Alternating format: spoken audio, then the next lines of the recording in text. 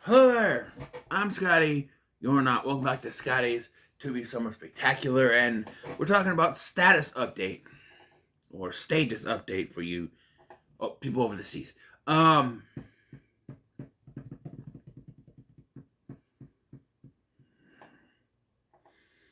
figure out where to start with this. So, this all started because I saw a clip of this on Instagram, and it made me want to watch this movie.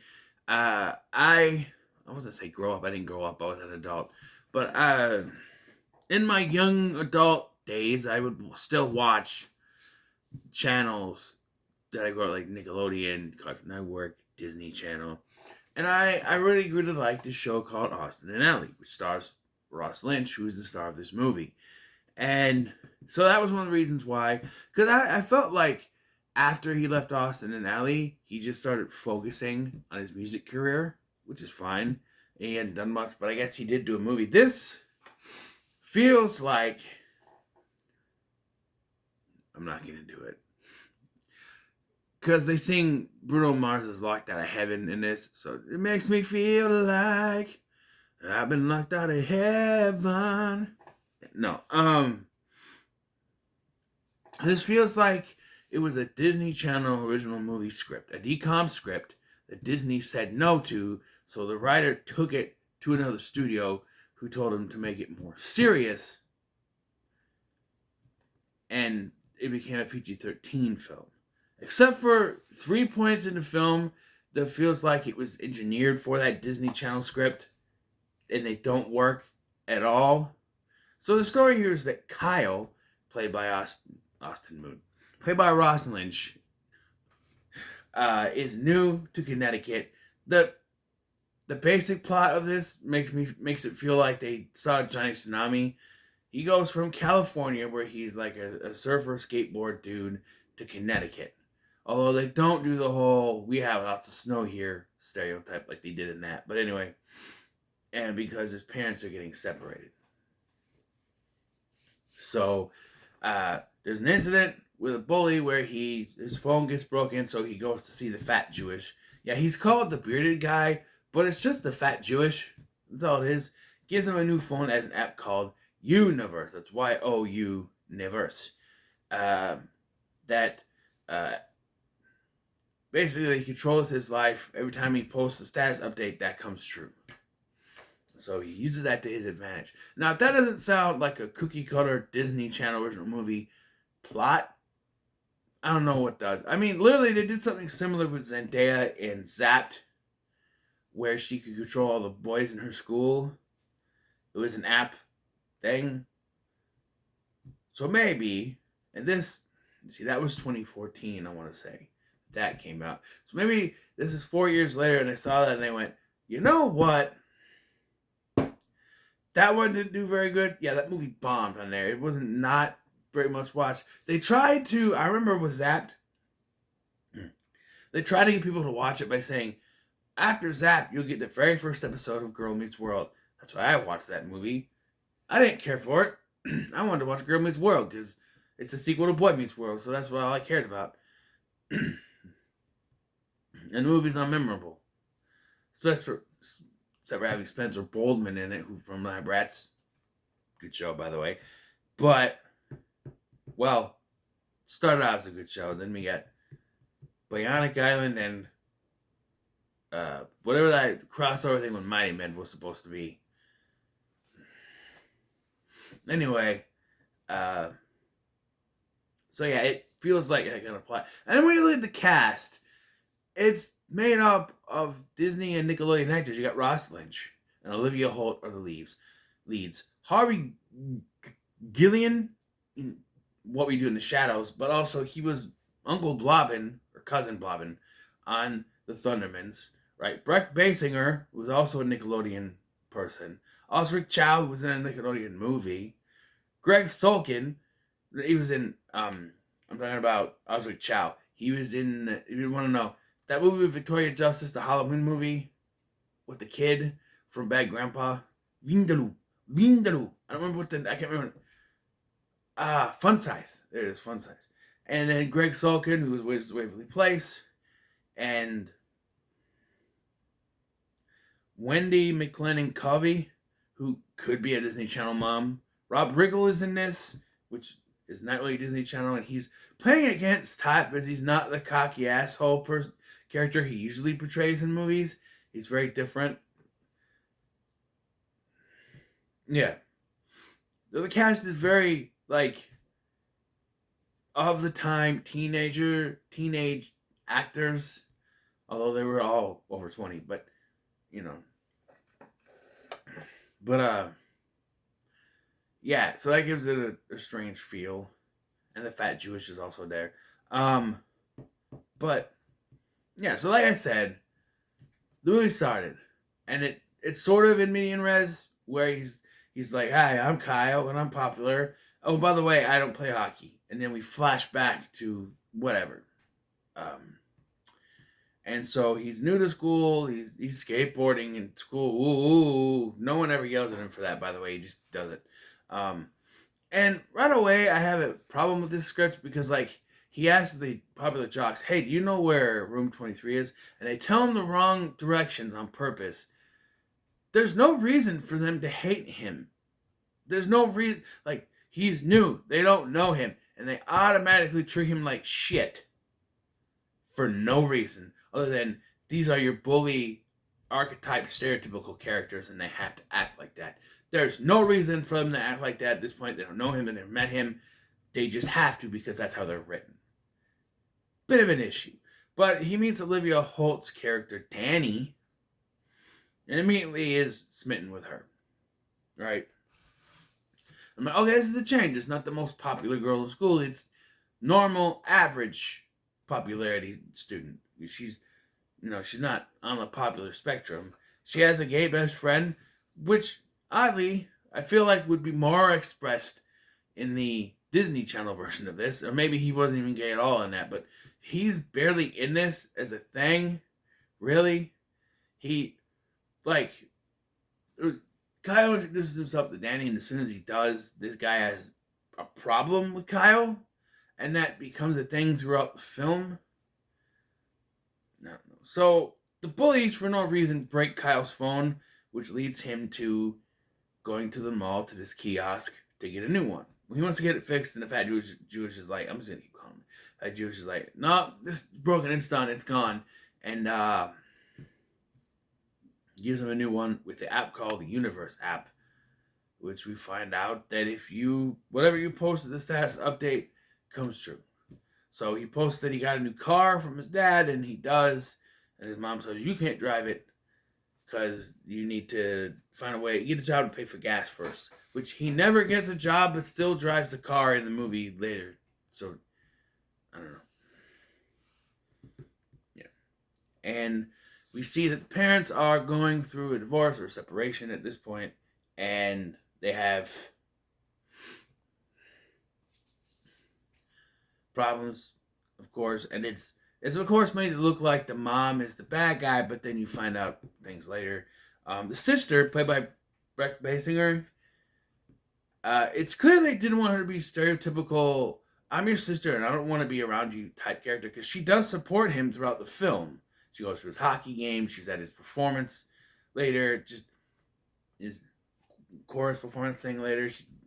But, so the one note they give her is that she meets this anime character guy, Osric Chow, who speaks only in Japanese because quirky, and then she starts dressing like anime. At one point, she looks like Hatsune Miku. I don't know. This is a weird thing to give her. I mean, Brec Bassinger, of all people, around this time, she was getting ready to be Stargirl, I think. So, I don't know. It feels like a weird... Maybe that's why her role is not that big, and she just pops up because she had to also film that. I don't know, but... So, then we get to my biggest problem, and that's when they try to go for some quirky comedy.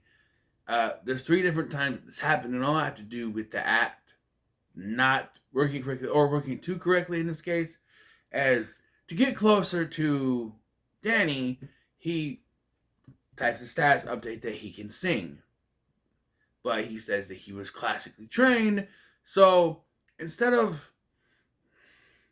what should have happened, because if you know from Austin and Ally, you know that he could dance and build out songs and move around pretty good. And he should have been doing that, but instead, they go for the joke where he just starts singing opera and then gets laughed at because of it. And confusingly, they then do the thing where he dances around the cafeteria like he's Austin Moon and sings a song Locked Out of Heaven. And I'm just like, okay, if you did that in the first place, we could have just skipped over that. We didn't need to have that joke in there.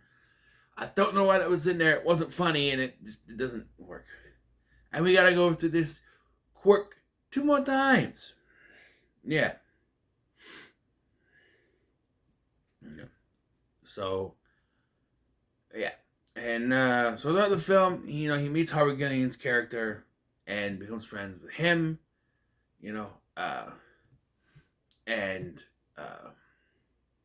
Yeah, he just sort of has this, her and him and the friends and everything.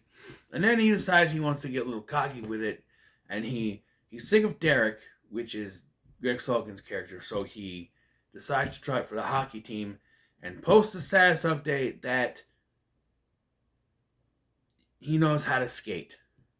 And again, this is where when they try to do the comedy, it doesn't work because he said he was good at skating, and so he becomes a figure skater. And I went, this is a comedy we're gonna have in this. I don't know if I can make it. I don't know. And then the movie lost me. Okay. Alright, I mentioned at some point the dad does come back because he posts a stats update about the dad coming back, I think. I don't know. They chose not to, they have the phone on there, but it's not front and center, really. Like, when I would have a phone, and I'm going to do it as a thing, you put it like this so you can read it. They have it like this. I can't read that, especially from here, from the thing. So, I don't know what the hell he's typing. You think they would have the camera squarely on the phone so we can see what he's typing, but no. He does go back to the fat Jewish when things start to work, and he basically said, hey, that's, that's what he wanted, But the dad comes back, but there's still problems between the two of them. Yeah, that's kind of a through line throughout the film, is that they have parental issues and stuff. But, so he becomes part of the hockey team, becomes Mr. Popular, and this is where the movie started to lose me. So at one point, Harvey Gilliam is like, hey, my birthday is in a couple days. You come? Yeah, sure. My parents don't believe I have a real friend. Okay. And then I'm just like, okay, something's going to happen where he's not going to show up. And then he joins the hockey team. And I'm like, okay, that's where it's going to come from. And then they go out of the way to let you know that the band Slamtain that the chorus is doing and the hockey game are on the same night. Because of course they are. Yeah. And he becomes uber popular and even gets the popular girl to like him, which was Greg Sulkin's girlfriend in this. Now she likes him. And then we get our third thing. So he goes to dinner with her and her parents. And he's totally bombing. So he posts a status update that her parents love him. The dad, it's fine. He's like, hey, Kyle, my man, And then Famke Janssen tries to sexually assault him. I don't know which other way to put it. But she's like, I love you. I want to be with you. And I'm like, he's 16. He's supposed to be underage. I know that the actor was in his 20s at the time, but he's supposed to be underage. And we have this grown-ass, almost 50-year-old woman, maybe 50 by this point, year-old woman hitting on him. He tries to stop her. Like, during this, his phone gets thrown around and smashed. And he tries to stop her by spraying her with water, and she's like, "Oh, yeah, do it." I'm just like, what are we doing? Why is this here? This is pedophilia. I mean, come on. She should go to jail, directly to jail, do not pass go, do not collect $200. You go to jail, and you stay there because you're a bad, bad lady. I'm just saying. And that's not it. We're not over yet, because he goes out, tries to get in his car. She jumps onto the car and tries to go with him, and she gets flung off the car. And it's just like, what is going on? This makes no sense. Yeah, and now his phone is messed up, and he needs the app, so he goes back to the mall, which is closing at this point, and the fat Jewish is not there. So now we get to the point in the movie where things start to go bad for him, and he kind of starts to revert, but not really, and he even admits, like, what happened with the app and everything, and people are just sort of like, but yeah, I don't know. And then he overhears the mom and dad having a conversation, which doesn't. I don't think it's the way that she explains it. I don't think that's really how it's going, because something happens later in the film. But like, she basically says that the dad doesn't care about him, about the kids and or anything, because that I don't know it. But I'll explain when I get later in the film that I don't think this that cut and dry. As a father myself, I think I can understand where he's coming from. I'm not trying to condone his actions or anything. I'm just saying that I don't think it's as cut and dry as the mom would have you believe, or the movie itself is trying to push through your head at this point. But yeah, because eventually Kyle snaps and basically tells him, "Leave, get out of here. You're not gonna mooch off us because you don't have a job," and you know the whole thing. And their mom's kind of proud of him, I guess. So we get to the climax of the movie. So he goes to the hockey game. They win. He tries to fix things. He talks to Greg Sulkin, tries to tell him, "Hey, we gotta get back." Greg Sulkin has nothing to do with it. And like, there's at one point where the popular girl goes back to him and goes, "I love you, and you're mine." And I'm like, she took his phone, right? But this scene never goes anywhere. It never comes back. I don't know why that was there. It was just there. But throughout the film, they're trying to do this duet in the chorus. I'll turn. And it turns out that it's a song that Danny wrote, and she wrote it after they went on a Ferris wheel together. So it's like a love song to him. And she can't do it anymore because he's been around with the popular girl. And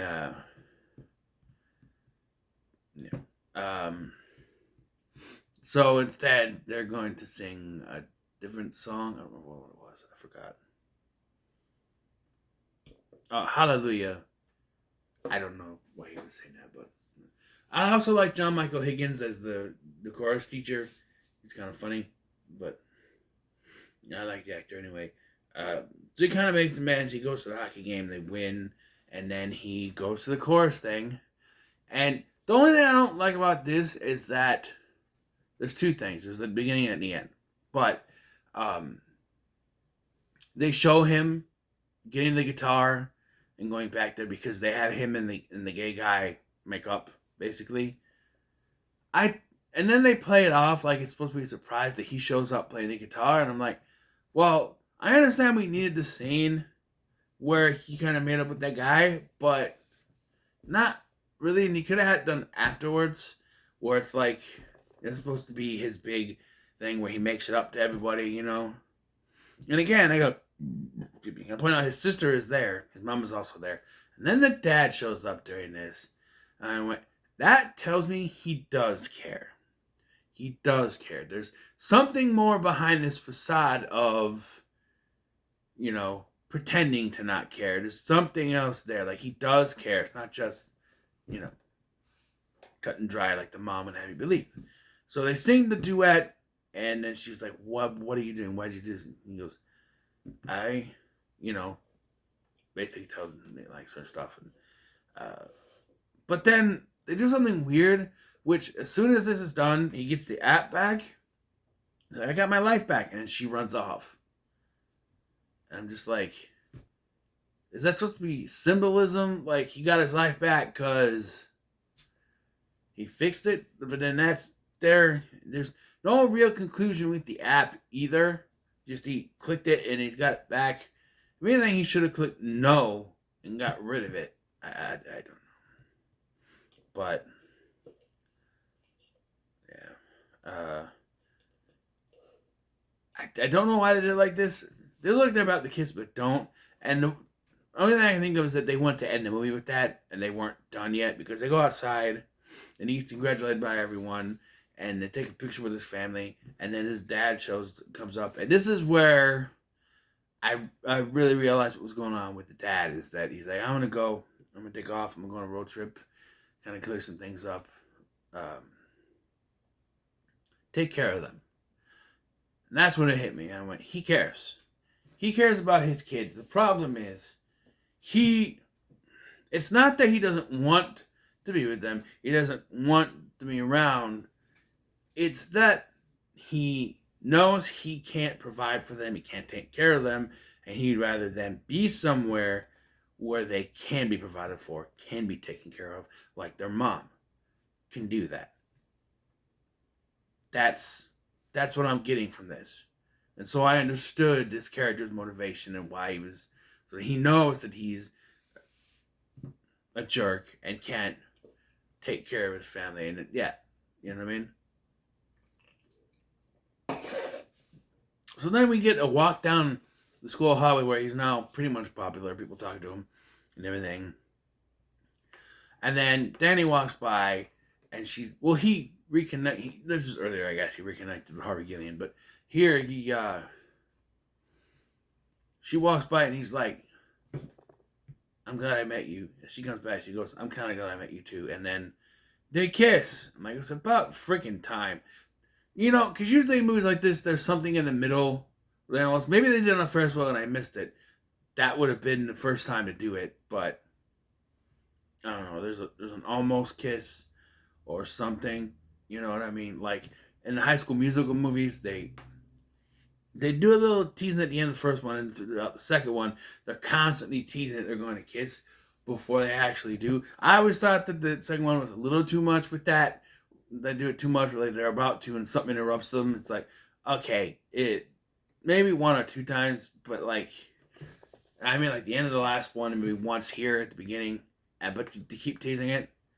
Here, I don't know if they really do that. It's just at the end. And I guess worse. If you want a teen movie, watch it. I'll give it a low pretty good because I did enjoy it. I just had a few issues. It became too stereotypical of a teen movie that, we have to have him have a downfall, and we have to have, but it's not that big of a downfall where everything comes crashing down. He still has all the stuff he wished for in the status update, even by the end of the film, and he doesn't get rid of the app. So it's kind of, you think that the final resolution is dumping the app and saying I'm just going to live a life that I have. You hear that? But I don't know. I just didn't. But yeah, it's harmless. It's fine. So, what are your thoughts on status update? Let me know. Comment, you should like, share, and subscribe. Pick the next one, shall we? I should shake it more. Just shake it. It's gonna be okay. So let's just dance. Do do do do do do do.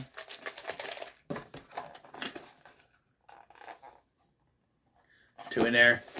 We have Christ! I was frozen today!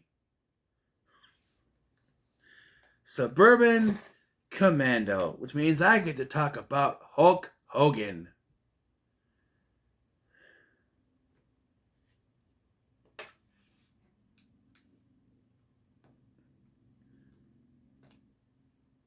Thank you for watching. I'm Scotty, and I'll see you in the next one.